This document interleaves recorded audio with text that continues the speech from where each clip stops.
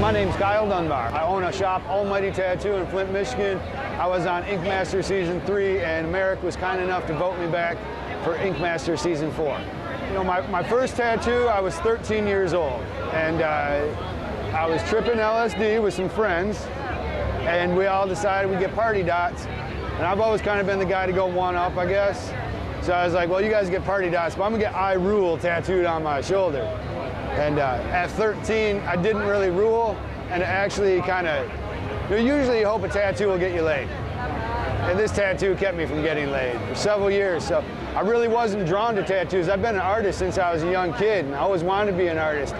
But I wasn't drawn to tattoos because tattoos to me were these, things that you hid from your mother, or things that you tried to keep the girl you wanted to date from seeing because they looked terrible. At 18, I tried to get it covered up, and I went to a guy in a house, and I learned my second lesson about tattoos, that you can't really shortchange them. You can't, you don't get them cheaper, and not have them look good. So that one looked terrible. Years later, I tried to get my wife to cover it up with yet another tattoo, and now we're working through the lasering process on it. But for me, I think it suits me because understanding how a tattoo can shame you as well as make you proud, it gives me an ability to talk to my client and let them see how shopping a price around could really hurt them, and maybe teach them or at least set them up so they can begin to see what a good tattoo is and how to make sure they keep good work on their skin. The neck tattoo, I had guys in my shop who weren't necessarily as good as me. I'm not that they're bad, but I apprenticed them. So he got a piece by Josh Woods, super dope looking piece on his neck, and people would look at him, and as they were feeling him out to see if they trusted him, I always remember they would look up at him for a second, and then they would say, well, what do you think is cool? And it was like suddenly they were putty in his hands. They never asked me what I thought was cool, but they always asked him because he had such a cool looking tattoo. And so I decided I would get my throat tattooed, and to me it meant dedication, because I am dedicated to this craft. Although the tattoo, you don't see it, it doesn't look like it should mean dedication, the 15 hours of pain that I went through on my throat meant dedication to me. And sometimes it's what you think about that puts the meaning on the tattoo while you're getting it, While it's being inscribed in your skin, the meaning that you might put on it, it takes on a whole new realm because now you suffered for it. It takes on a whole new definition or seriousness of a definition because now you've suffered for that tattoo.